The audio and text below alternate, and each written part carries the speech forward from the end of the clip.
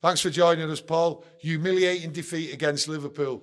One question everyone's asking, can Solskjaer turn it round? We certainly hope so, don't we, Tony? Yeah. Look, it was a humiliating day for everyone involved with the club, I suppose. Fans, especially players, worse, I suppose. And manager, probably worst of all. He'll feel responsible for that. And to be fair, I think when you're playing against a good team like Liverpool, the way the team was set up wasn't quite right. I think a few people saw it on the Wednesday night against Atalanta. Everyone, I think, got carried away a little bit with the performance in the second half from what was a first half. It was really disappointing against a poor team, and I actually thought if we played like that against a good team, like we did against Liverpool, and we come out, we played exactly the same way, which I found a little bit surprising, and we got what we deserved, really. But can he turn it around? I hope so. Look, we played with Ole for years. He's a resolute character. He came out fighting again yesterday. And at the end of the day, it's 3 points. It's only 3 points. You don't get anything more, you don't get anything less. Yes, it's a little bit embarrassing, but now he's got to try and galvanise the team and try and find a way forward. How is he going to turn it round, Paul? Because the game, Liverpool, in that second half, and as a football fan, Paul, we're both football, mad Man United fans, they could have slaughtered us more. They gave up. They were at a trot in that second half. They could have really put it on us.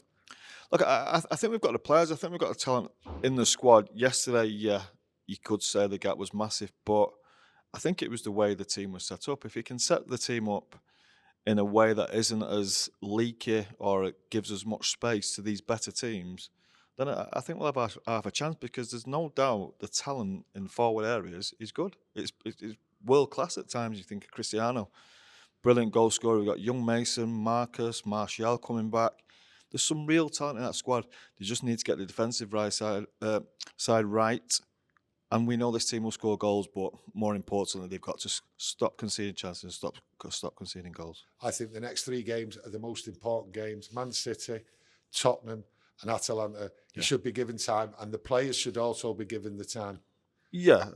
Well, they should be. Look, players sometimes get away with it, and you have to say players really haven't performed over these last 3 or 4 weeks.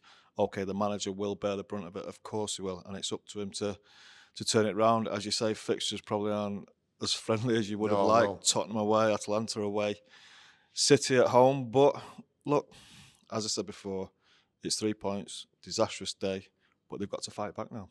He has to find a way of stopping teams looking like they're going to score goals against us. You and I were down yesterday.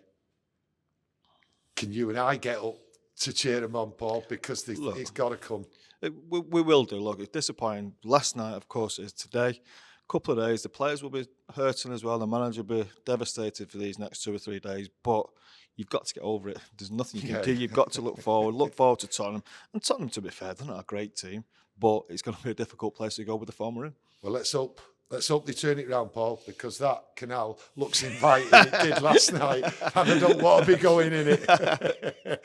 Listen, thanks very much, Paul. No Cheers. Cheers.